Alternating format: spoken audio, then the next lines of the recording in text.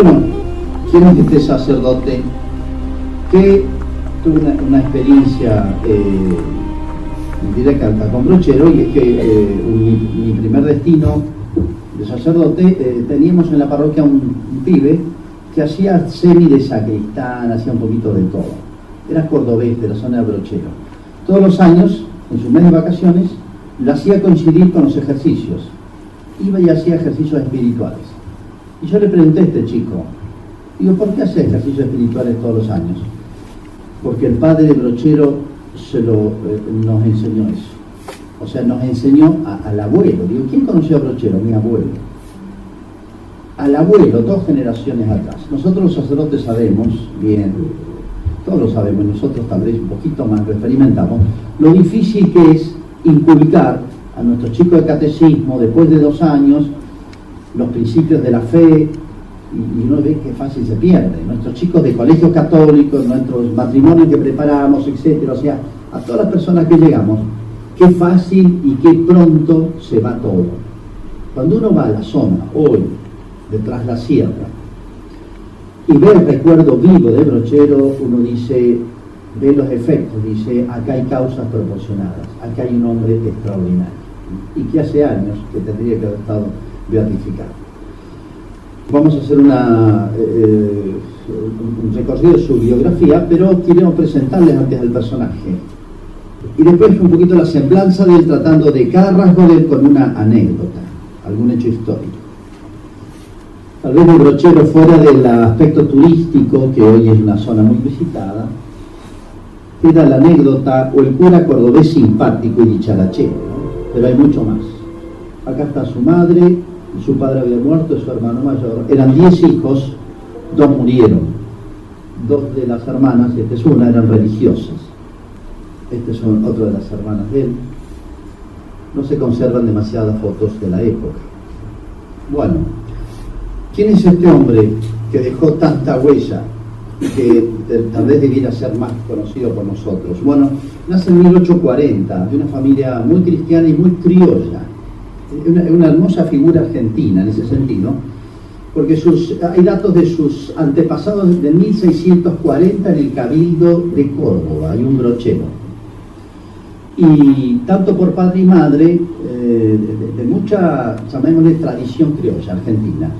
Y su familia se instala en lo que sería, ubíquense, la ciudad de Córdoba, al este, en el camino que va de Córdoba a Santa Fe, Santa Rosa Río Primero. Por esa zona va a instalarse tanto por parte de padre y madre, o de abuelos. Y el papá era tropero de carretas, tenía un campito y, bueno, faenaban animales, sacaban la grasa, elaboraban los cueros, etc. Hacía ese trabajo, y varios de los familiares antecesores de Brochero, tíos, habían sido pertenecidos a lo que se llamaba la Guardia Nacional. En esa época del Chaco, que llamaban el Chaco santafesino, 2 veces al año, casi regularmente, venían indios del Chaco a asolar toda esa zona de Córdoba. Así que todo eso lo vivió los papás y los abuelos del padre del cura Brochero. Y entre sus antepasados había gente de la Guardia Nacional que eran simplemente civiles, que trabajaban la tierra y tenían cargo de defensa. Una especie de título nomás, porque no tenían instrucción militar, una mínima. Había que arreglárselas como se pudiera. Bueno, así que bueno, hereda eso. Es más, en el testamento recuerda a su papá que una vez se tuvo que pelear con 4 o 5 tipos de la tropa de carretas de él, con 44 gauchos matreros, que le quisieron asaltar la tropa de carreta y lo defendió como leones, y papá dio su vida por nosotros, lo pone en reconocimiento. Bueno, una vez que él experimentó eso, pero 1840 nace Brochero. Es muy importante o muy significativa este hombre por la época y por lo que representa. 1840, recuerden, estamos en la época de Rosas, en el 52 Caseros, de entre Caseros y Pavón, que Urquiza, que fue una especie de esperanza para el federalismo, y discúlpenme que esté hablando de esto en Buenos Aires, no se enojen conmigo, pero bueno, Urquiza fue una especie de esperanza, le creyeron a Urquiza muchos en las provincias, como un hombre que iba a recuperar la federación, por así decir, de todas las regiones y provincias nuestras, contra el centralismo porteño, y sobre todo el liberalismo, porque son dos cosas que se montan. Las nuevas ideas que venían de Europa, bueno, pero Urquiza los defrauda, y bueno, la famosa batalla de Pavón, misteriosa porque no hubo batalla, que teóricamente la gana Mitre. Pavón fue el final del federalismo y el final yo llamaría del criollismo. Es un tema que merece una exposición aparte, ¿no? Pero ¿qué significó? Las nuevas ideas. Las nuevas ideas, el nuevo espíritu en el cual se va a hacer la nación. Y Mitre, Sarmiento, Avellaneda, Roca, etc. Y se impone por la fuerza en todas las provincias esta nueva forma mental, manera de estructurar y de fundar el país. El liberalismo que viene, obviamente, de la mano de la masonería, pero la escuela laica, eliminar la religión de los pueblos, todas esas nuevas ideas nacidas de la ilustración, bueno, europeas, que irrumpen acá. Entonces se mezclan dos temas acá. Una, la autonomía de las provincias, o el federalismo, contra el centralismo que era más sobre todo el puerto de Buenos Aires del tema. Y en segundo lugar, las nuevas ideas. Las provincias mantenían más la tradición, llamémosle, criolla hispánica. Entonces esos dos temas se juntan. Mitre empieza la guerra la guerra del Paraguay, recuerdan ustedes, y muy a contrapelo, nadie le quería esa guerra, fue una guerra no sentida por el país y absurda. Entonces, aprovechando la guerra del Paraguay, se levantan no solamente los indios, se envalentonan porque las fronteras quedan desamparadas, sino los caudillos. Recuerdan ustedes entonces, sobre todo después de Curupaití, que fue un desastre argentino allá en Paraguay, los caudillos se vuelven a levantar. Chacho Peñalosa en La Rioja, bueno, en San Luis, etcétera, pero nos interesa la figura del Chacho. Después Felipe Varela toma la antorcha del Chacho Peñalosa, y los dos son, por el Ejército Nacional, son liquidados prácticamente. Bueno, después López Jordán en Entre Ríos y Corrientes. Bueno, interesante la figura del Chacho, digo dos palabras nomás, es una figura muy desconocida. Casi todas las versiones que hay son muy liberales y lo presentan como un salvaje. Las palabras estas son de Sarmiento, que era gobernador de San Juan, que él se considera después el inspirador del asesinato, pues no fue juicio ni fusilamiento, un asesinato horrible del Chacho. El Chacho es la figura más hermosa de la historia argentina, un hombre muy culto, rectísimo, de una conciencia cristiana extraordinaria, y aún en la guerra muy noble. Jamás se conocieron a sus tropas desórdenes en los lugares donde entraban, que muchas veces se presta a abusar de la propiedad ajena o de las personas, etc. Siempre fue intachable en todo esto. Y fue miserablemente asesinado por el famoso Irrazábal en cerca de hoy. Bueno, recuerden la figura del Chacho, que representa un poquito esto, nuestra tradición criolla, con un personaje que va a tener que ver mucho con el cura Brochero. Por otro lado, nacían todas estas nuevas ideas liberales, o como quiera llamarse, y que fueron muy fuertes en Buenos Aires y en Córdoba. En Córdoba fueron los primeros conflictos. Hubieron pastorales de los obispos, y en Salta, muy duras, incluso con excomuniones. Fue famoso Juárez Selman y Ramón Cárcano, este último, por defender, bueno, la enseñanza laica, el matrimonio civil, en los temas un poquito de batalla. Esta época es la de Brochero, y él fue compañero de Juárez Selman, Miguel Juárez Selman, de seminario. Estudiaron filosofía juntos. Después sale Juárez Selman, él no pensaba ser sacerdote, pero hicieron esa primera parte que era abierta a los demás. Bueno, conservó la amistad, y de Juárez Selman consiguió de todo, igual que de Ramón Cárcano. Bueno, Córdoba fue muy fuerte el laicismo. Bueno, y hubieron encuentros muy duros con la iglesia. Bueno, Brochero, y este es otro tema que hace falta aclarar para entenderlo a él. Ustedes recuerdan que los jesuitas fueron expulsados de los dominios de España en 1767, después suprimida la Compañía de Jesús, después fue restituida. Bueno, la Compañía de Jesús había hecho una obra extraordinaria en América. Yo diría la mitad de la evangelización de América, y no solamente los pueblos de guaraníes, que fue una cosa extraordinaria, sino la obra que van a hacer en las visiones, etcétera, y los ejercicios espirituales. Bueno, Brochero, desde el principio, engancha con el retorno de los jesuitas. 1850 los trae Rosas, después los saca Rosas, pero después vuelven y se instalan en Córdoba en el 59. Brochero tiene 19 años, han retornado los jesuitas y han sido recibidos extraordinariamente bien. Bueno, recuerdo de toda su gran obra. En la ausencia de los jesuitas, aparece un personaje muy vinculado acá a Buenos Aires, una santiagueña, se llama Antonia de Paz y Figueroa. Fue un personaje importantísimo, porque ella, inspirada, una mujer que se consagra a Dios, santiagueña, se recorre a pie la mitad de las provincias argentinas, bueno, organizando ejercicios ignacianos. Jujuy, Salta, Tucumán, muchísimo en Córdoba, y acá la Casa de Ejercicio de la calle Independencia. Funda hasta un instituto. Ella fue el sustituto en el tema de organización de ejercicios de los jesuitas. Bueno, las cifras son extraordinarias. Esta mujer también merecería estar beatificada, pero en Córdoba se cuenta cómo ha sido la obra de esta mujer. Fíjense, las cartas de esta mujer informando lo que hacía a los jesuitas que quedaban en Roma y en Rusia fueron traducidos en 5 o 6 lenguas. En esta ciudad de Córdoba se han dado los ejercicios durante 14 semanas. Y en cada semana ha habido más de 200 personas. Saquen la cuenta, en la Córdoba, de 15.000 habitantes. Saquen cuentas. Si hiciéramos la misma proporción hoy en nuestra ciudad. Y alguna vez de 300 personas. 14 semanas. Tandas de 7 días, una detrás de otra. Y no ha habido ningún problema ni confusión en la cuestión del orden. Es más, los gastos se han subsanado, por más que eran todos cubiertos con limosna. Y dice, la providencia nos ha provisto de tal modo que al mismo tiempo se ha podido ayudar a los pobres y a los presos con lo que ha sobrado.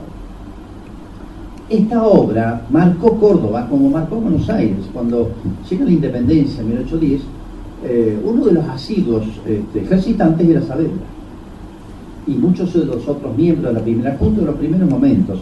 O sea, solo Dios sabe lo que le debemos a esta mujer en las tandas de ejercicios. Bueno, Brochero engancha con esta tradición, que es muy importante, tan hispánica como es San Ignacio, tan profundamente cristiana como es los ejercicios de San Ignacio.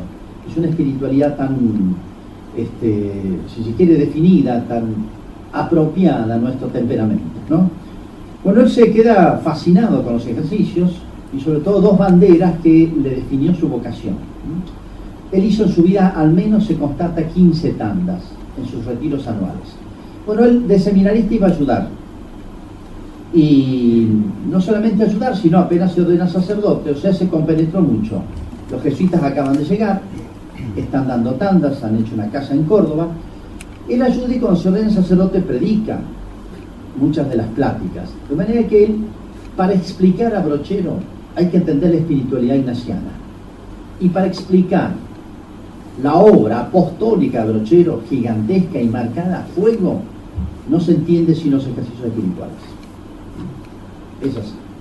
Bueno, apenas se ordena, tiene 2 pruebas muy duras. Él muere su padre ahí nomás, su madre queda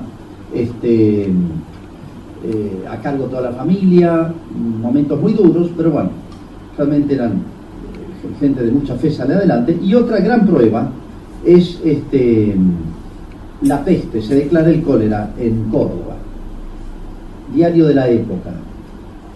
En Córdoba tenía 35.000 habitantes, en 20 días mueren 2.400 personas, así que imagínense diariamente lo que era un drama. Un diario, la iglesia, el sacerdocio se ha mostrado a la altura de su sublime apostolado y podemos decir sin temor de ser desmentidos que todos han cumplido perfectamente con su deber. Puede que en la asistencia o socorro corporales no se haya hallado los consuelos necesarios, pero en los espirituales ha abundado. Elogia el papel del clero de Córdoba, un diario, ¿no? Y de Brochero, el primer biógrafo que escribe 15 años después. Una de las ocasiones que le tocó en la época del cólera, de tan dolorosos recuerdos, dice: Cuando todos huían del horroroso flagelo y aún se vieron familias que abandonaron a sus propios deudos, Brochero permaneció siempre en la ciudad. Estaba recién ordenado, tenía 6 meses. Llevando a cada enfermo los consuelos religiosos, socorriendo a todo el que llamaba en su auxilio y extendiendo su piadosa acción hasta donde le permitía su actividad extraordinaria en la práctica del bien. Fue uno de los sacerdotes que más se distinguieron entonces, eternizando en la memoria de un pueblo entero el completo desprendimiento de sí mismo y la absoluta consagración en beneficio de los demás. Arriesgaba su vida, que atendía a un enfermo de cólera contagioso y ya saben que no había ningún remedio. De 10 contagiados morían 8 más o menos, así que era una ruleta rusa. Bueno, aquí muestra la grandeza de alma el cura. Bueno, está 3 años en la catedral, Córdoba era una sola parroquia, y lo mandan atrás la sierra. Tengan en mente el mapa de Córdoba. Al oeste está la cordillera, bueno, las sierras de Córdoba, y donde baja el llano ya hacia San Luis y hacia La Rioja, todo eso ya no es tras la sierra. O sea, de Cruz del Eje hacia el sur, toda esa zona parte de esa zona fue la parroquia. Bueno, allí va, ¿y qué es lo primero que hace?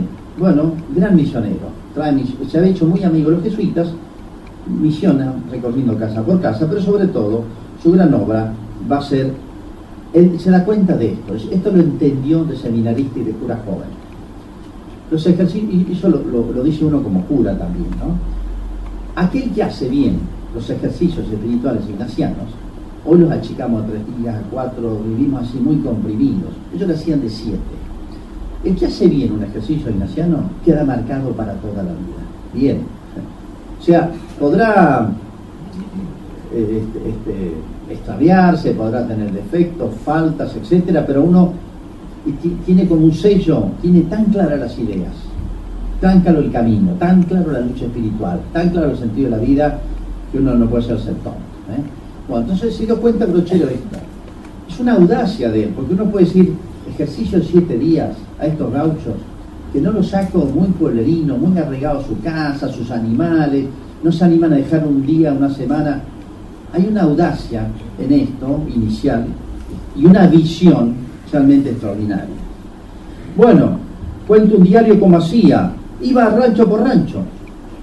Vamos al pueblo, Córdoba, a los ejercicios, pero señor, no tengo en qué. Yo se lo conseguiré. ¿Y con quién voy a dejar mis hijos? Esto es un diario de Córdoba, escribe. No tenga cuidado, yo me encargo de quien se los cuide. Pero tampoco tengo que dejarle que coman. Yo también conseguiré que coman. Fue así que organizaba tandas y cruzaba las sierras a caballo 3 o 4 días en invierno, porque era la época en que podían.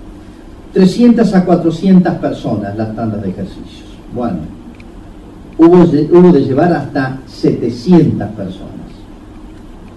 Texto de un diario de Córdoba de la época.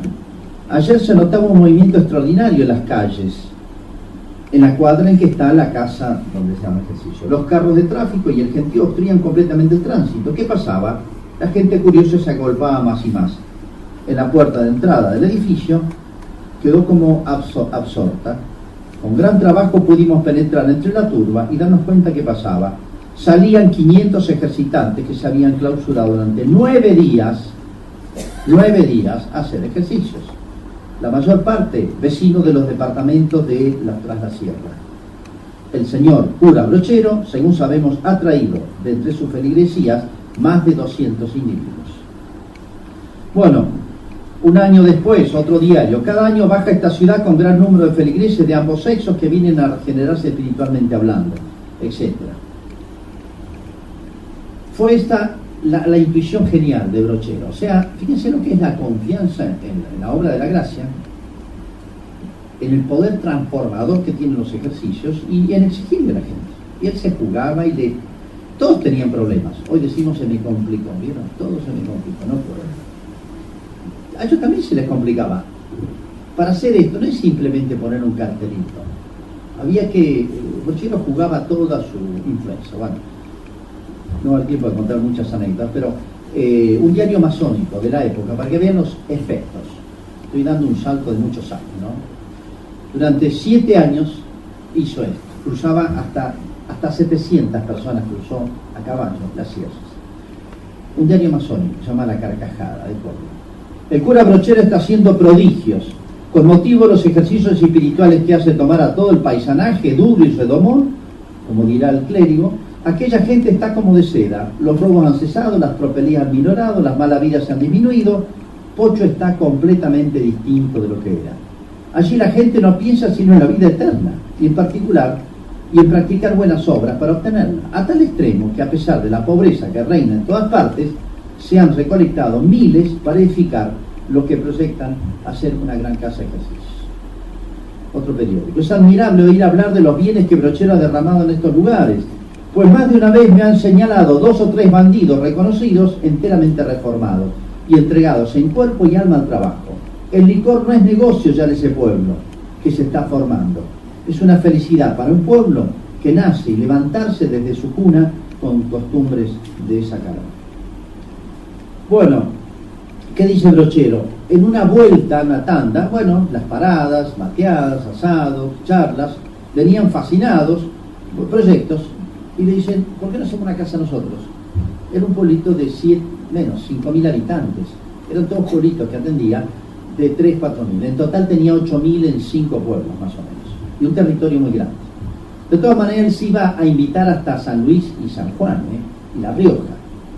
Él no quedaba en su parroquia, invitaba por todos lados. Bueno, le propone, dice, bueno, ¿ustedes me ayudan? Sí, vamos a hacer una casa de ejercicios. Es una locura. Pero bueno, pone la piedra fundamental que cuenta así, testigo ocular. Llega Brochero, 15 de agosto, fiesta patronal, 1875. Se va a largar a hacer una casa. Es una locura hacer eso. La casa tiene 100 metros de frente por 50 de fondo. Saquen la cuenta hoy lo que sale. Dice que el cura dijo, habían cavado los cimientos, van a poner la piedra fundamental, ayúdenme, agarra una piedra con otro, la levantan y la tiran sobre la zanja hecha. Y dice, caiga esta piedra sobre la espalda del diablo y lo aplaste. Como los penes se asustaron, porque decían, ¿cómo anda el diablo acá? Dice, no, quédense tranquilos, esta casa va a significar una victoria sobre Satanás. Según otros, dijo, cosa que escandalizó a algunos, las famosas malas palabras del cura, que es todo un tema. Te jodiste, diablo, te jodí, diablo. Cuando dice que cuando tiró la piedra fundamental. Él veía lo que iba a pasar. Bueno, ¿cómo hacen la casa de ejercicios? ¿Qué hizo el cura? ¿Cómo movilizó? La gente criolla, si la conocen, uno vive en ese ámbito, es muy tranquila, tiene su ritmo, no es un japonés y un alemán, son tranquilos, tiene su ritmo de campo, que es el del día, de las estaciones, de la salida del sol, ritmo tranquilo, no es que sean vagos, pero bueno, ¿cómo hacerlos trabajar? Y cómo hacerlos montar una cosa gigantesca, una locura esto. Bueno, terminaba la misa, bueno, vamos a buscar a las canteras cal. Entonces vénganse a caballo, los hombres y las mujeres. Las mujeres venían con canastas, entonces le cargaba la cal y venían de 7, 8 kilómetros después de la misa, se iban a traer la cal y las mujeres. Por ejemplo, juntó hasta 300 tipos a caballo para traer los tirantes, eran 30 o 40 kilómetros a la cincha. Entonces vénganse de la misa con los caballos y de acá después nos vamos a buscar los tirantes, bueno, hacemos una sala, lo organizaba así. Empezó con 1.000 pesos, lo que después salió más o menos unos 80.000. Es lo único que tenía, pero con esto arrancamos. Fabricaron los ladrillos los traían, llegaban. Vinaclave era un lugar de visita turística por las termas, venían a veces personajes políticos importantes, vengan a cargar ladrillos. Después de misa todo el mundo a cargar ladrillos. El ladrillo desde donde estaba el horno de ladrillo, a juntar leña para hacer el horno de ladrillo. O sea, puso en movimiento todo el pueblo. Claro, el tema de los ejercicios ya los conocían y los ex ejercitantes eran los principales promotores de todo. Bueno, así fue como hizo todo. Y acá ocurre 1877, va a inaugurar la casa de ejercicios. Eran rectángulos con patios centrales, con galerías. ¿Por qué hacía galerías grandes? Porque ahí los criollos metían el apero. Ustedes saben que el apero para el criollo es la cama. Tiene todo para hacer una cama, en cualquier lado. Entonces ponía los aperos uno al lado del otro. Y ahí en las galerías metía 40 o 50 tipos por cada tramo de galería. Así que no solamente adentro, sino afuera. En verano y en invierno. Bueno, va a inaugurar la casa de ejercicios, pero un año antes aparece un personaje que, muy, no sé, se lo voy a nombrar, se llama Santos Guayama. Era yo en las biografías que leí de los brocheros pasa por un ladrón, asesino, un delincuente, que andaba con una banda de criollos alzados, gauchos matreros, dedicado al cuatrellaje. Esa es la versión que hay de Santos Guayama. Viendo un poquito más, Santos Guayama era un oficial del Chacho Peñalosa, un gran tipo. Si ustedes, no tengo la foto de él, pero hay una foto de él, parece el Quijote, una especie de Quijote indio, una cara muy linda, noble, así, un lindo criollo nuestro, aguerrido, era oficial del Chacho. Cuando lo asesinan al Chacho, se engancha con este otro caudillo, con Varela, Felipe Varela. Cuando le desarman las tropas a Varela, toda esta gente queda flotando en el monte, fluctuando entre La Rioja, Catamarca, San Luis, anda por Córdoba, sabiendo que le va a pasar lo mismo que a ellos. ¿Por qué? La nueva mentalidad que hay, acuérdense el libro Sarmiento, Civilización y Barbarie, etcétera.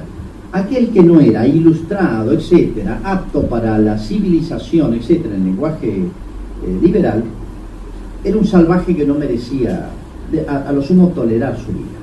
Había otra mentalidad.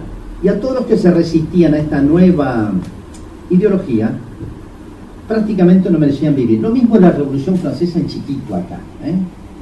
Bueno, entonces, Mitre le escribe, por ejemplo, a Marcos Paz, gobernador de Córdoba. Fíjense esta mentalidad. Mejor que entenderse con el animal de Peñalosa es voltearlo. Carta de Mitre.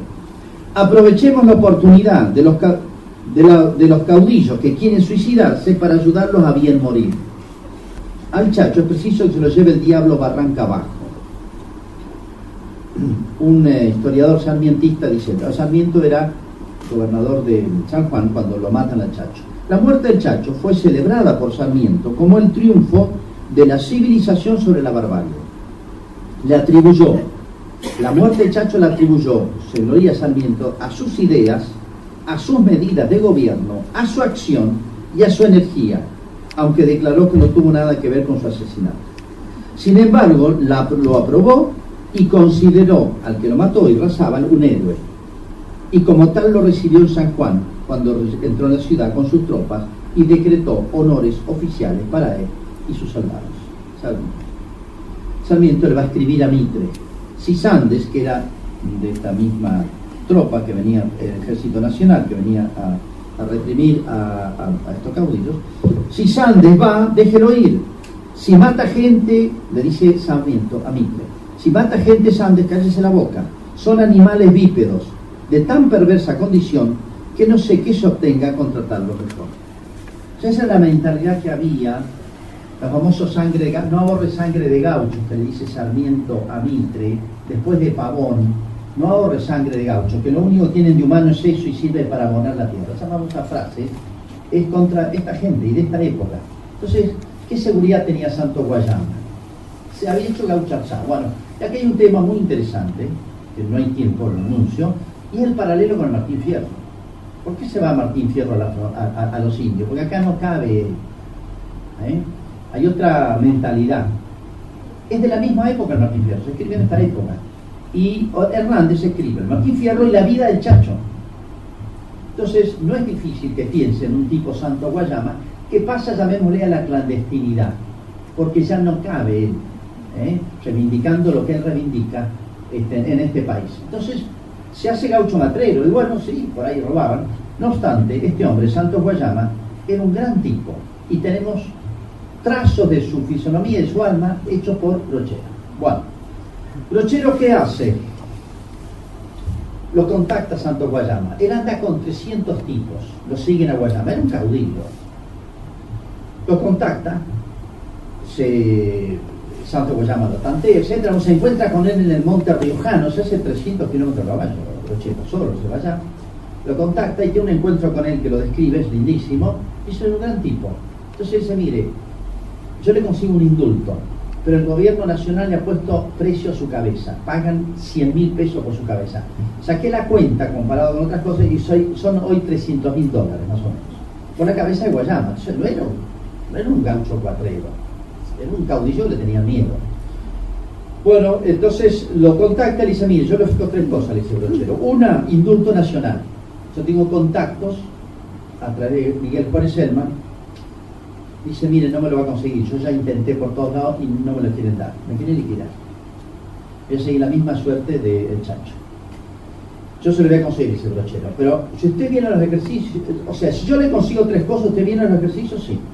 El indulto nacional, Guayama tenía una deuda de 700 pesos, fíjense que honesto el tipo, y tengo una deuda con un amigo que me ha dado para sobrevivir, y quiero pagar esa deuda, yo se la pago, le dice Brochero. Y tercero, usted va a volver a la vida normal y no tiene trabajo, nadie le va a dar. Yo le consigo trabajo, le consigo serlo oficial del ejército en otra provincia. Dicen, mire, llevo 18 años peleando, estoy harto. Si llevo un trabuco en la cintura es para defenderme, no quiero pelear más, quiero vida tranquila. Bueno, yo le consigo otro trabajo en otro lado, y las 3 cosas. ¿Y usted viene? Sí, listo. Es más, prepare la casa porque voy con 300. Gran expectativa. Pero ¿qué pasa? Este es un episodio triste y que es un síntoma de Argentina, ¿no? No se sabe qué pasó. Le va a arreglar el indulto todo Brochero para que venga con su gente, pero este hombre va porque alguien lo ha llamado para hacer un negocio que le compre vacas y se las traiga.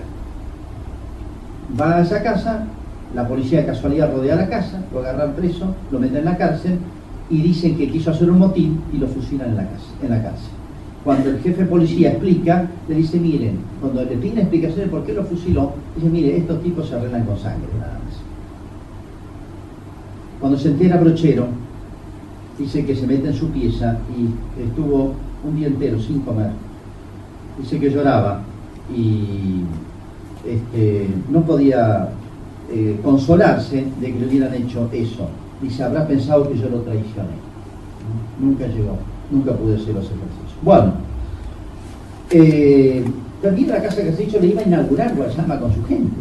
Miren cómo fue famoso este episodio, que en esa época, en los libros de lectura infantiles de Córdoba, aparecía el caso Brochero Guayama, el único que lo amansó a Guayama. Y Brochero en el testamento al final de su vida va a decir, Guayama le habían hecho fama de salvaje, de todo esto. Era un gran tipo, noble, muy buen amigo, y dice, no era un lobo, era más manso que un cordero. Y todos sus gauchos, salvajes, como decían, me dieron muchas donaciones que yo ni les pedí para mi casa de ejercicios. Bueno, tantas que se hicieron allí, en 37 años, hacen ejercicios, tengan en cuenta las cifras, 38.000 personas, en la casa de ejercicios, gente de la zona, 38.000 personas, en 158 tandas. Bueno, ¿cómo se daban? Estricta observancia. Interesantísimo verla, bueno, de 7 días. Brochero encabezaba las penitencias, había día de penitencia, cuando llegaba el tiempo de las confesiones, se sacaba la sotana y los gauchos con el chicote, con el látigo, todo el mundo hacía penitencias, se flagelaban. Dice cuando había uno medio duro de confesarse o de convertirse, traía a los más allegados y después todas las noches iban a la capilla a disciplinarse. Bueno,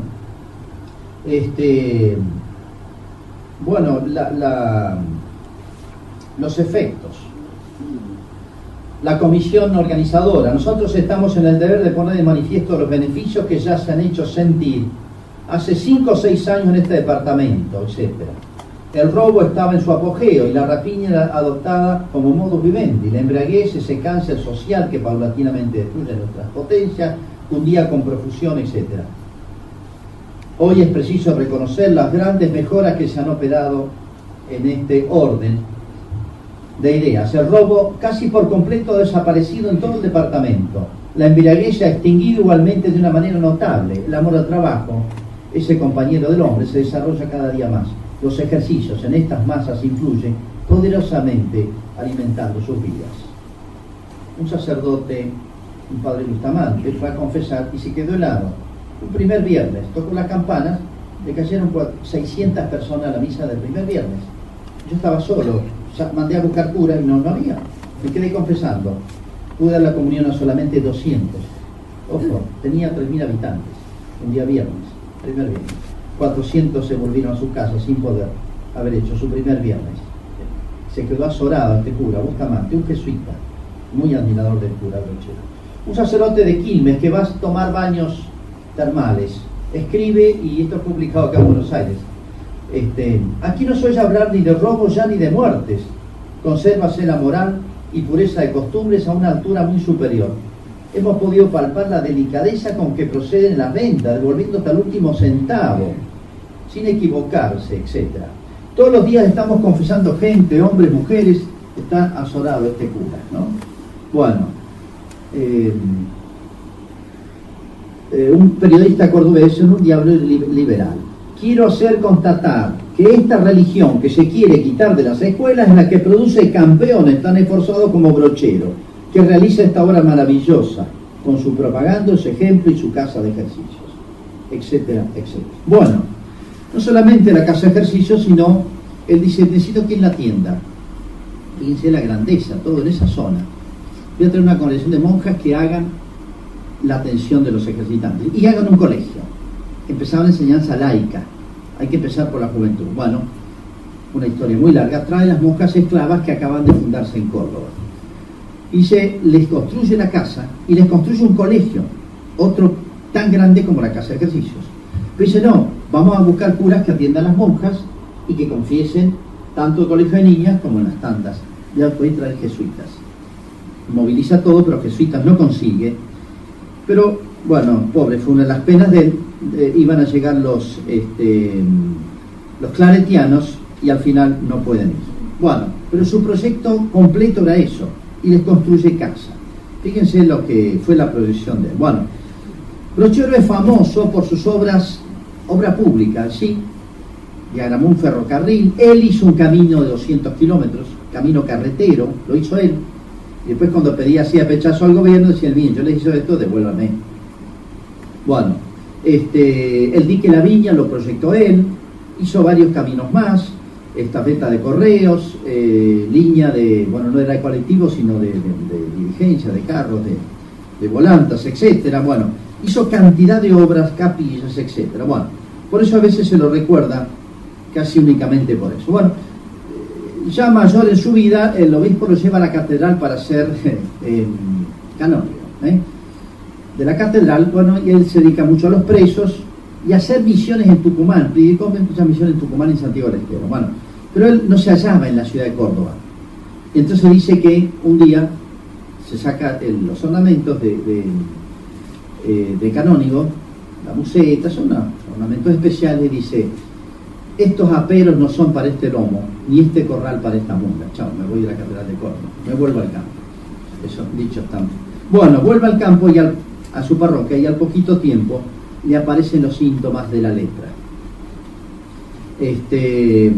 Terrible enfermedad, porque no. ¿Cómo contrae la lepra?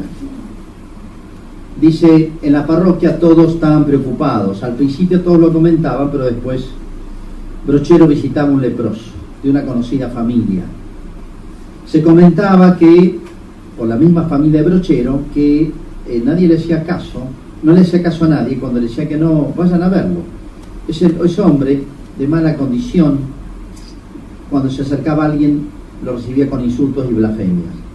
Brochero lo visita, le lleva ropas, toma mate con él, lo baña, y respondía con gracia, pero por favor, si es un alma. Al final lo confesó, le llevó la comunión y murió en sus brazos, resignado como un santo. Probablemente ahí contrae la lepra. Bueno, el final de su vida.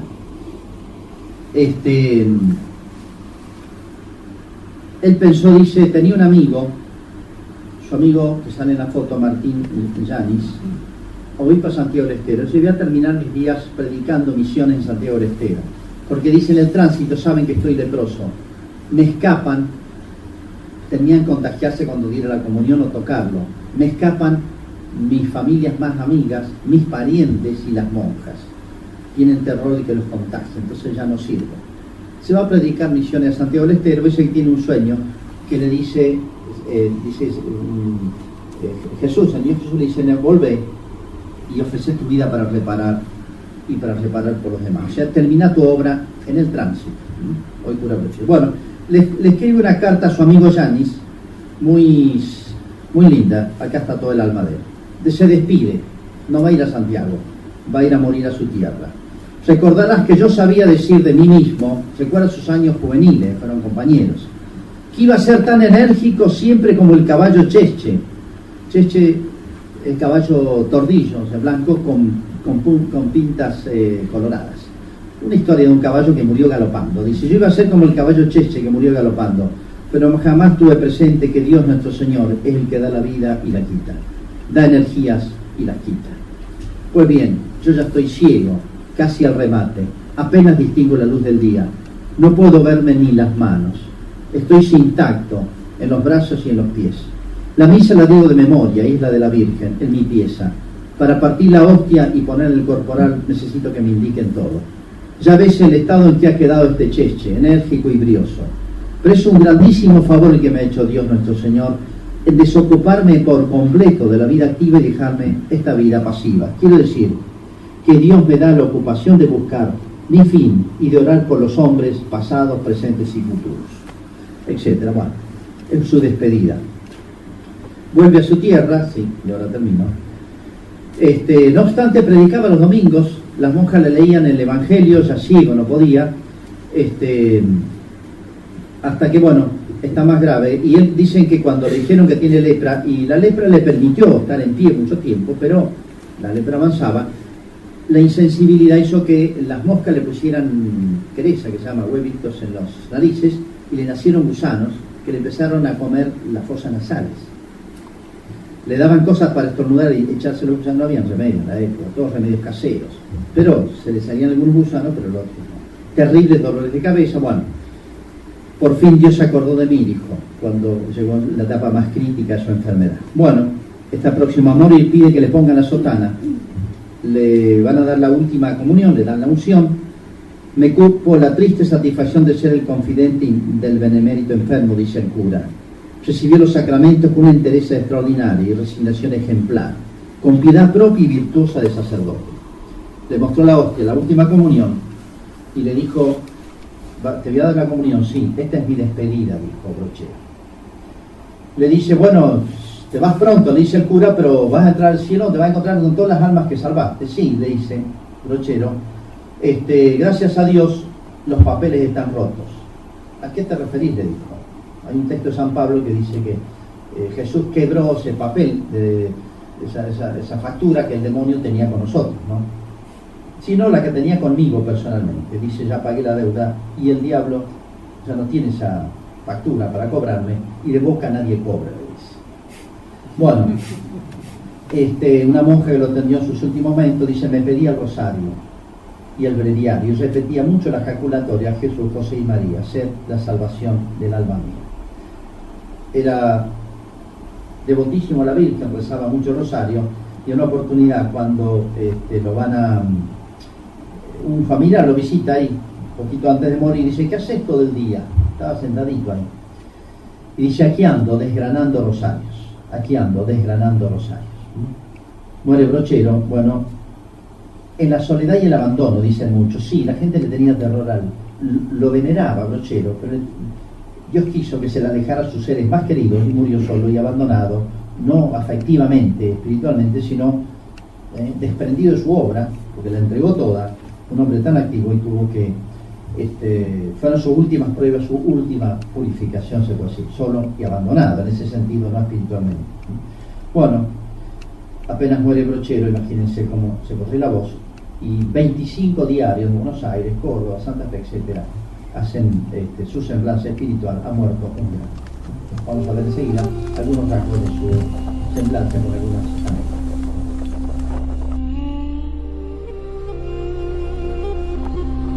A Brochero sin la espiritualidad ignaciana, y la espiritualidad ignaciana la definió muy bien el tercer superior general, el padre Laínez, diciendo la esencia de la compañía es ser contemplativus in acción, o sea, es muy activa, una capacidad.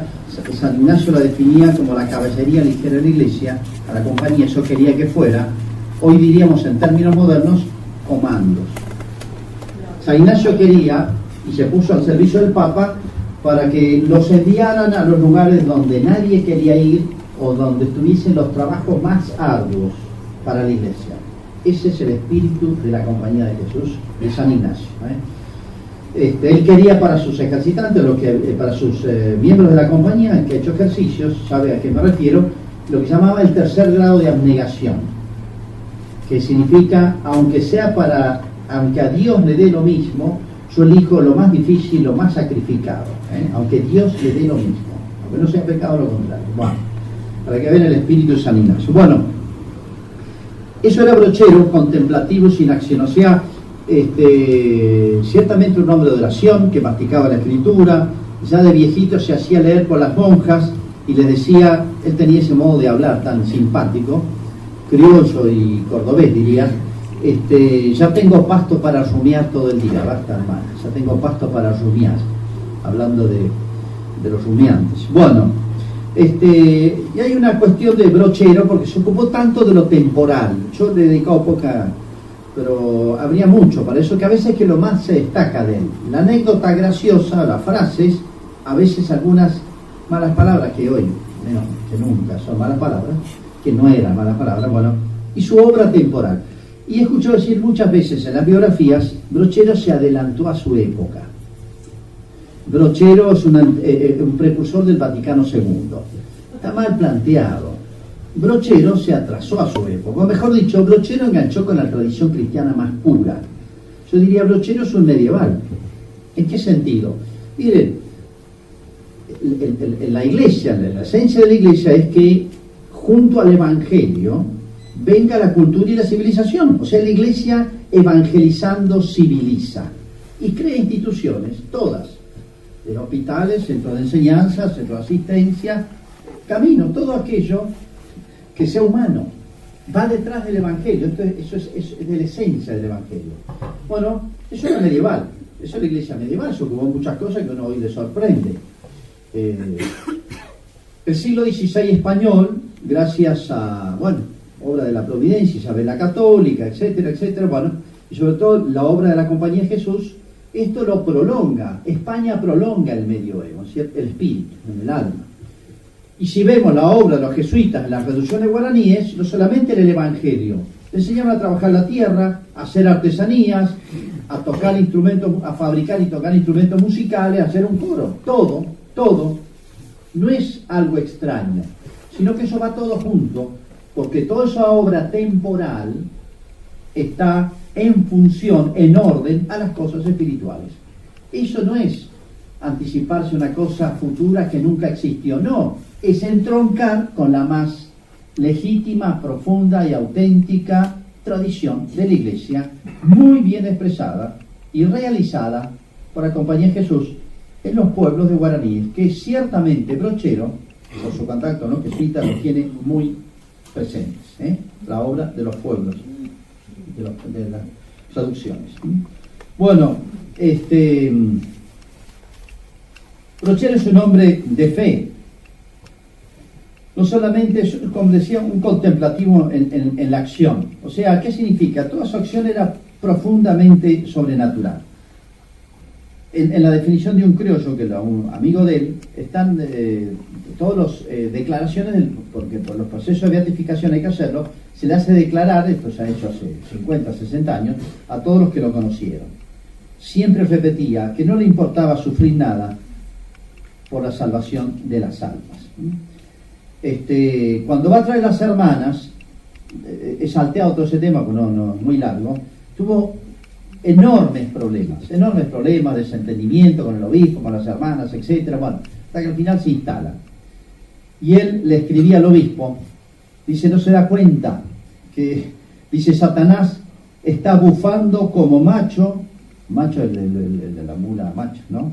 Cuando ve al león, dice, Satanás está bufando como macho cuando ve al león. Los mulares olfatean a los pumas antes que nadie. Entonces se pone muy nervioso, se pone como loco, dice. Anda como macho que ve al león. No se da cuenta, dice, o sea, acá metió la cola Satanás. Por eso se abufa tan fuerte Satanás. Dice, se ve que acá hay detrás de esto una obra muy grande. Es un hombre de discernimiento de espíritus. Esto es espíritu de fe. Percibir realmente lo que San Ignacio plantea muy bien en dos banderas. O sea, todos nuestros pensamientos, acciones, son inspiradas en último término, cuestiones morales, ¿no? O por el bien o por el mal. Hay dos cabezas que capitalizan o tironean nuestras almas, ¿no? Bueno, ha sido famoso también por su prédica, por su estilo. Famoso Ramón Cárcano, que era un liberal, estuvo excomulgado y todo, que era amigo de él. Hace una biografía, la primera biografía la hace este hombre. Y él dice, realmente dice, inventó un género de oratoria sagrada, la más original que jamás pudiera imaginarse. Criolla es una síntesis, que es el espíritu del Evangelio, tanto que se habla de la inculturación, etc. Bueno, el espíritu del Evangelio hecho en lenguaje popular, ¿no? Por ejemplo, para presentar había un cura nuevo, vieron a veces un cura nuevo, recién ordenado, no lo conocía el pueblo, no se animaba a arrimársele a confesar con él. Entonces el cura dice, no le tengan miedo al curita, es tan manso que se le pueden subir por los garrones, como el vallo de don Rodríguez, de don José Rodríguez que vivía ahí. Bueno, ese tipo de comparaciones era muy común en él. Dice, para explicarle, por ejemplo, el nacimiento de Jesús, dice, Jerusalén está cerca de Belén, como las chacras de don Luis García de la Cieneguita. Entonces le traducí el lenguaje popular. Dios es como los piojos, dice, que le gusta andar con los pobres, etcétera, etcétera. Dice, la gracia de Dios es como la lluvia, o en los hornos de pan, no sé si han visto eso de ladrillo, dice, cuando bostean las cabras, dice, se derrama todo por los costados, así desciende la gracia de Dios sobre las almas. Y así lo entendía. Bueno, es un hombre de una confianza en la providencia admirable, porque largarse a hacer las obras, no solamente lo material a veces es lo más visible, lo más perceptible, pero la obra grande de las almas. Lo que han dado este hombre, miren, para ir a pedir un permiso al obispado de San Juan tenía que hacer 400 kilómetros a caballo de ida y otros 400 de vuelta, durmiendo al raso, verano o invierno, con lluvias o con heladas. Se recorría casa por casa, bueno. Su confianza, él la ponía en Dios. Por ejemplo, va a construir un templo, entonces, en un lugar se llama Ambul. Predica, bueno, vamos a hacer una comisión. Las condiciones para formar esta comisión tienen que ser personas que trabajen. Las condiciones son personas que trabajen, que tengan influjo, que tengan tiempo, etc. Votan y salen 3 personas que parece que eran bastante ineptos. Y el cura escribe, en fin, yo espero en Dios y en la Virgen Purísima, que con estos 3 jodidos, ignorantes y sin influjo, se hace la parte de la iglesia tal cual yo la había proyectado, o sea, se va a hacer lo que proyecté. Y para que se vea claro que no es obra mía ni de los 3 que forman la comisión, sino que es obra de Dios y la Santísima Virgen. Pues con estos 3 inútiles, digamos, ¿no? Bueno, una oportunidad, él tenía que pagar algunos obreros, sobre todo los que más sabían, para dirigir la obra de la casa de ejercicio de las monjas, y el resto eran voluntarios. Y los materiales todos los conseguía. Hacía recorridas, no solamente para visitar a la gente, atender enfermos, sino también pedir donación. Entonces venía, se iba con 2 o 3 y traía arreos, traía arreando ovejas, chivos, vacas, caballos, y después las vendía. Bueno, una oportunidad lo llaman para un enfermo. Él era muy especial para los enfermos. Y se va, y tenía que prever la comida, porque los que trabajaban le daban la comida. Se va, y dice, bueno, en el camino era urgente el enfermo, así que se va, y dice, bueno, no sé, le encargó a San José y a la Virgen que tenía ahí 40 o 50 tipos para que de comer. No había nada. El capataz se le va al cura y no había nada. Entonces, ¿qué pasa? Eso de las 11, apareció una persona con una vaquillona gorda, y el que venía con la vaquillona traía una bolsa de pan y una damajuana de vino.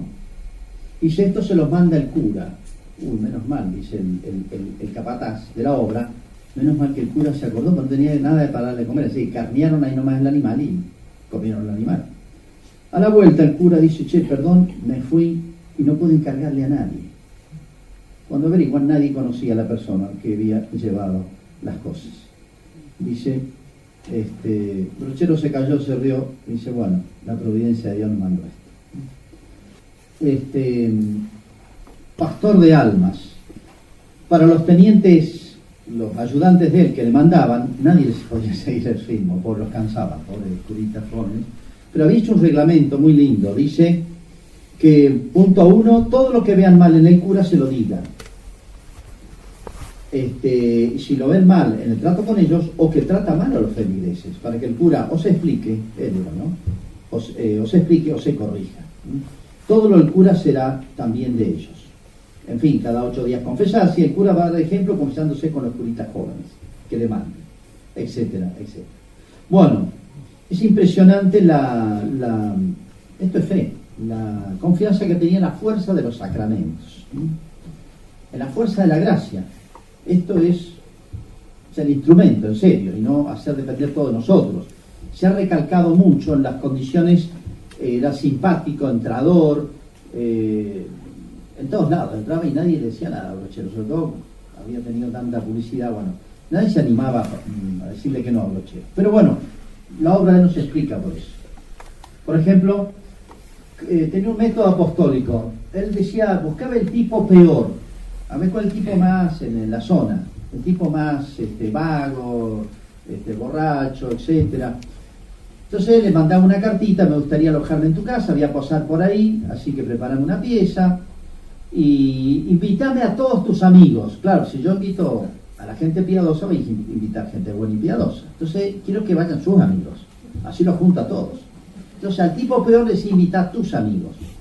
Le caía a la casa, dice, le celebraba la misa, les hacía un buen sermón, y él cuenta, dice, Dios ponía en mi pico cosas que yo ni sé, pero terminaba de predicar y llorando le pedía la confesión, la fuerza del sacramento, la fuerza de la gracia, la fuerza de la predicación y del perdón de los pecados, ¿no? Así que iba a buscar siempre los peores. Bueno, un caso. Había un señor de mala vida, reacio, de averías, etcétera. Va a visitar a un cura vecino y le dice, mira, no te metas con eso. Y la gente decía, no, déjalo ese tipo. Con más razón Brochero va. Se le arrima.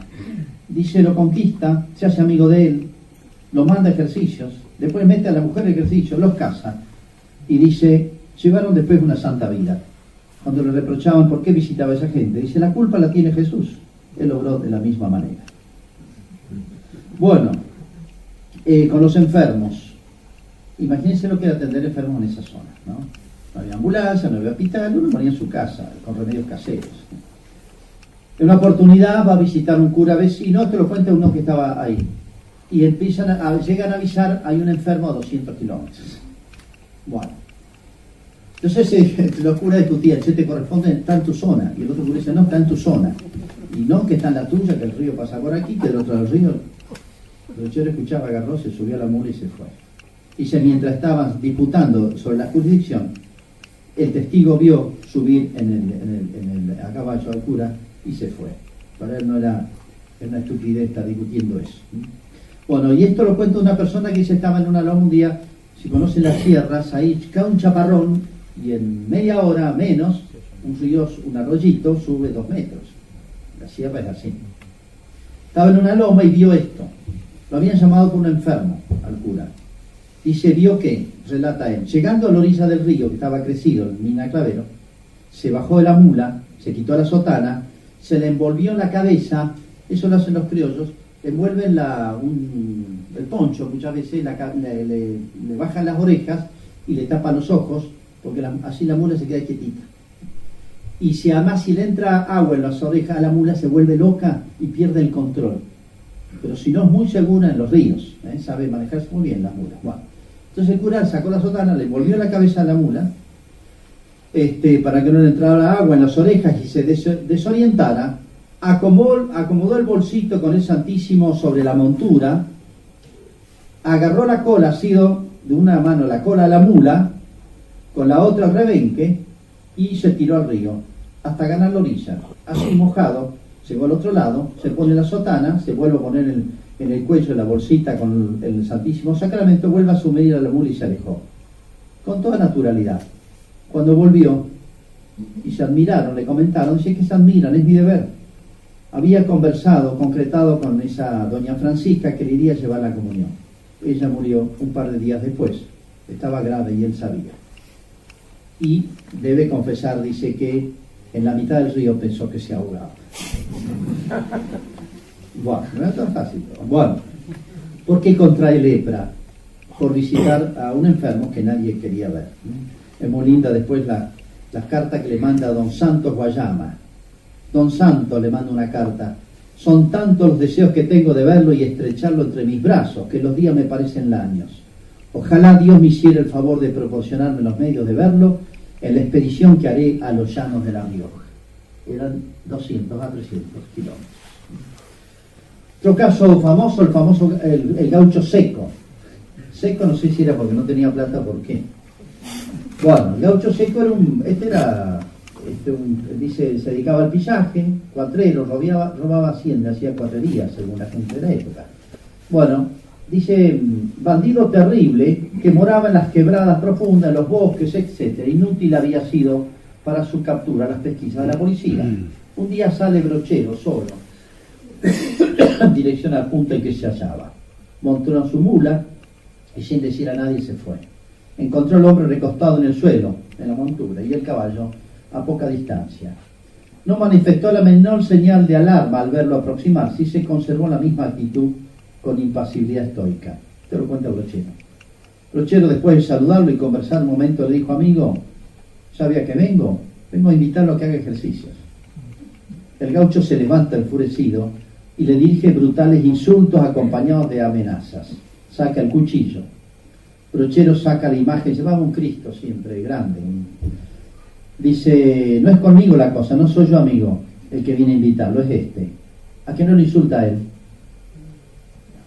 El tipo se doblegó, se cayó. Hizo los ejercicios. Lo más maravilloso es que cuando llega el día de la confesión se canta Perdono, Dios mío, si tanto que conocemos hoy. Dice, cuando cuenta un testigo que lo vio, al comienzo de los santos ejercicios empezaron a cantar, se sintió tan tocado este hombre, el gaucho Seco, por la gracia, cayó de rodillas llorando, se fue a confesar con el padre misionero, volvió ante los ejercitantes diciendo: he nacido de nuevo. Lleno de alegría, al año siguiente volvió con 14 gauchos más de su grupito, ¿no? Es admirable, comenta una persona de la época, oír hablar de los bienes que Brochero ha derramado en estos lugares, pues más de una vez me han señalado 2 o 3 bandidos reconocidos, enteramente reformados y entregados en cuerpo y alma al trabajo. Y hay varios nombres. Bueno, no podía estar ajeno el demonio, no podía permitir que esto fuese tan fácil.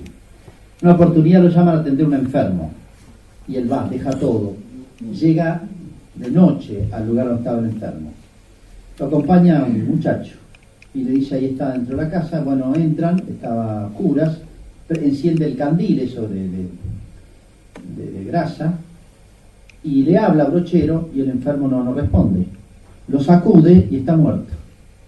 Entonces sale afuera y le dice: qué pena, me has llamado cuando ya estaba muerto. El otro se queda helado, muy nervioso, y le dice: mire, le debo confesar una cosa.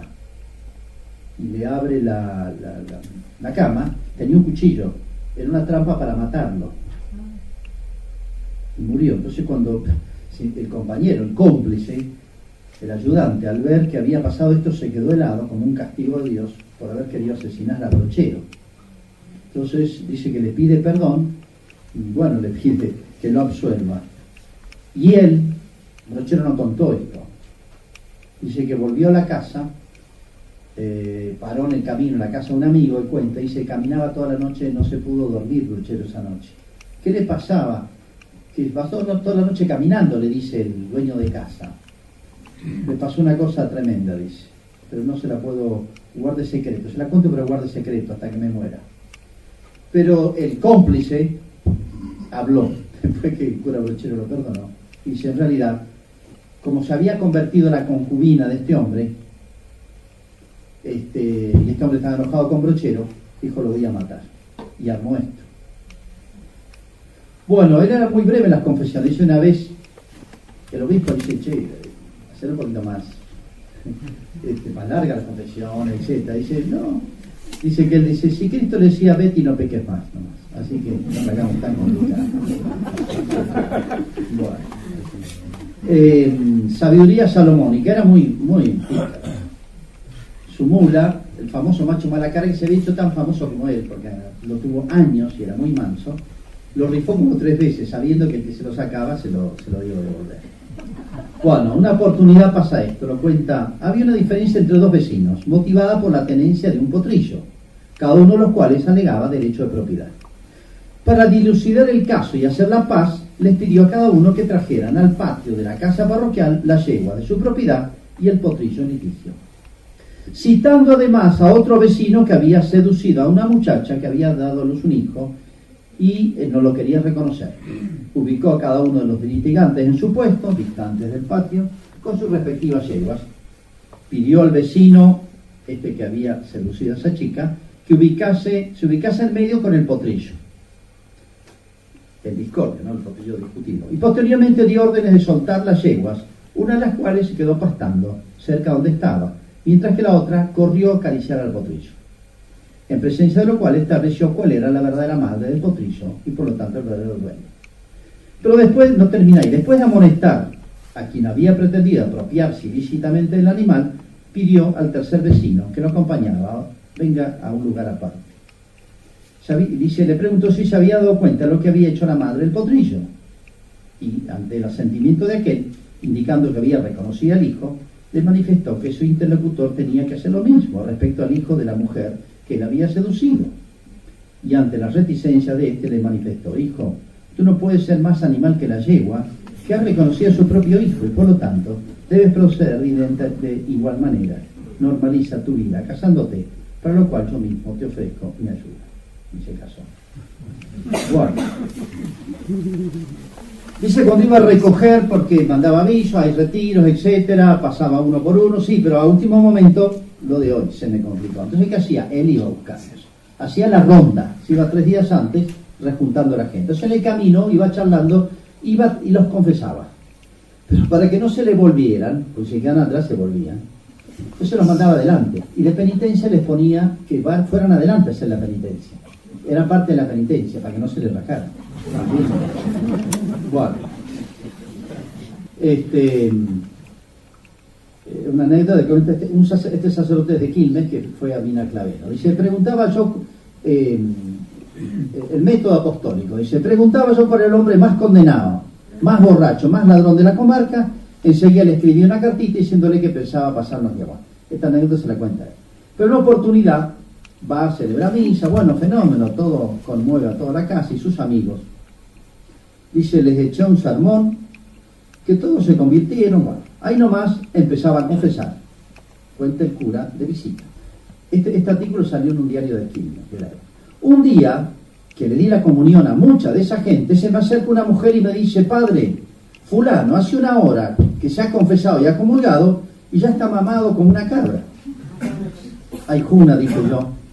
Busqué al gaucho y le dije, pero hombre, ¿cómo has hecho esto? Padre, me contestó, hacía 20 años que no comulgaba y de puro gusto me he mamado para festejar.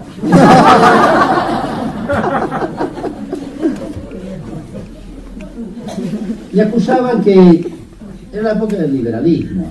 Su batalla no era doctrinal, filosófica, política, su batalla era otro, pero bueno, él hizo todo lo contrario, exactamente, educación cristiana, la escuela, todo. Y a los liberales le sacaba de todo. Dice Velay, mi amigo, dice porque trataba con ellos, ustedes los liberales, le escribió, ustedes los liberales son bravos y duros de boca, pero eso que uno ha aprendido a ponerle las caronas encima, las caronas son unas piezas del recado, ¿no?, de la montura, y a tirarles de la rienda de que son tan mañeros, es mentira, ni uno solo corcovea, y todos se vuelven más mansos que mancarrón patrio, le escribe a un liberal.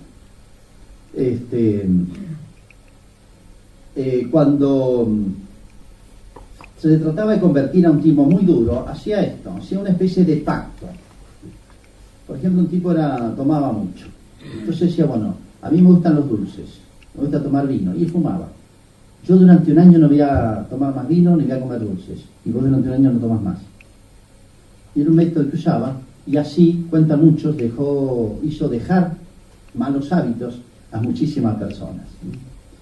Dice, habitualmente ayunaba todas las semanas, se disciplinaba, y pedía a gente más cercana, que entendiera, que se disciplinaran con él. Usaba cilicios y en una oportunidad le escribe un obispo, dice, con mucho pudor le escribo, acabo de terminar mis 40 días de ayuno y he bajado 20 kilos y tuve que, por otro tema, ¿no? Dice, se lo digo con pudor, una carta privada al obispo, donde él cuenta una cosa que si no, en público nunca hubiera salido.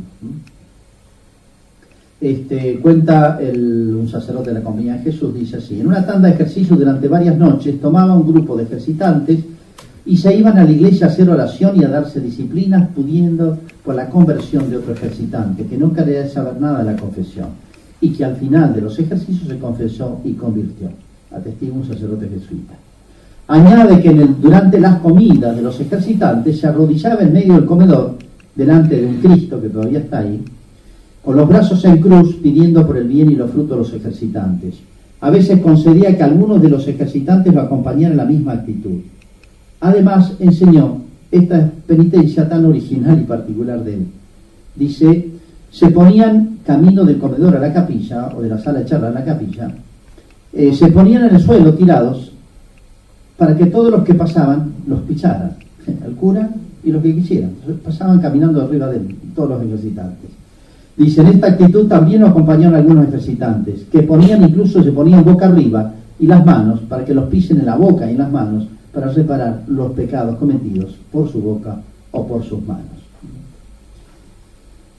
Un hombre humildísimo, por más que era, lo que les he leído al principio, que era famoso, y tenía prensa, llegaba a Córdoba, todos los diarios lo publicaban, todos los diarios lo dejaban. Entonces, un hombre para nada pagado a sí mismo, humildísimo, y muchas veces cuando los ejercitantes se resistían a ir, se ponía de rodillas para pedirles, implorarles que fuera. Está el caso de que una vez se pelea con el jefe político del pueblo, Guillermo Molina. Tuvo una cierta oportunidad, contado por él, una diferencia, más exactamente un altercado serio de palabras, quedando los ánimos muy exasperados. Él se presentó poco después en la casa y al llegar a ella, después de bajarse la cabalgadura, le dijo, ¿puedo pasar? Don Guillermo le contestó desde adentro, pase cura, en un tono nada amable. Brochero se adelantó hasta la galería y le dijo, entre cristianos no puede haber rencores, vengo a que me perdone, y se puso de rodillas. Don Guillermo, confundido, reaccionó y le dijo, jamás permitiré que un sacerdote se arrodille ante mí. Le dio un abrazo y fueron amigos toda la vida hasta la muerte. Fue un muy buen tipo fue muy amigo de él. Bueno, y termino. Se pregunta mucho si hay casos extraordinarios milagros en vida. Algunos que es difícil probarlo como milagro, pero está este caso contado por una testigo ocular, una hija. Dice, siendo yo niña, estaba mi madre muy enferma y se puso muy grave. Nuestra angustia era grande porque éramos huérfanos de padre. Estando ya mi madre en estado de coma, llegó Brochero a la casa de mi tía, quien lo invitó a que visitara a mi madre en aquel angustioso estado. Llegó a nuestra casa y nos encontró a todos los hijos bañados en llanto, rodeando la cama de mi madre. Al entrar los echó a todos afuera y nos retó por nuestros gritos y lamentos. Yo, por ser la más curiosa, dice la testigo, ¿no?, me quedé por allí cerca para observar qué hacía el cura. Brochero tomó su rosario y comenzó a dar vueltas por allí en la pieza rezando. Luego se acercó a mi madre y la increpó diciendo, oiga, misia Elina, levántese, que ya no me va a hacer las empanadas tan ricas que de vez en cuando me manda. Mi madre continuó en estado de coma. Pero Brochero la tomó de la mano y le dijo, en nombre de Dios te mando que te levantes. Mi madre reaccionó, se levantó y estaba bien. Él quedó en la casa tomando mate. Nuestra alegría fue grandísima porque nos devolvió a nuestra madre, que vivió con nosotros muchos años más. Esto se cuenta en vida. Bueno, termino con esta ahora sí. Una descripción de su estampa. Físicamente no descollaba por la armonía de sus facciones. La viruela había dejado profundas huellas en su rostro, que si podían afearlo en el sentido estético, daban no obstante al conjunto de su cara un sello de bondad que nadie podía dejar de sentirse atraído por su persona, por una simpatía irresistible. Su mirada era de una dulzura evocadora de su alma inmensamente buena. Una sonrisa permanente reflejaba un espíritu libre de toda preocupación mundana, porque para él el mundo era verdaderamente un rebaño, y todo mortal una oveja a la que había que cuidar con entrañable cariño. Por una oveja descarriada era capaz de remover cielo y tierra, y no descansaba hasta traerla a su redil. Su tez, de ligero tinte oscuro, lo era más por la acción de los rayos solares que por pigmentación natural. Ese ligero bronceado traducía sus afanes sin descanso en las agrestes serranías de sus pagos, donde a sol y viento, a la cabeza de sus feligreses, como un general a la cabeza de sus soldados, recorría los valles y las montañas, en busca de elementos para las construcciones de su parroquia, y ya solitario, con la sola compañía de un modesto peón, en procura de algún pobre enfermo que necesitaba el supremo consuelo para su alma pecadora. Por eso, su cara tostada adquiría el valor de la mejor condecoración que se le podía otorgar.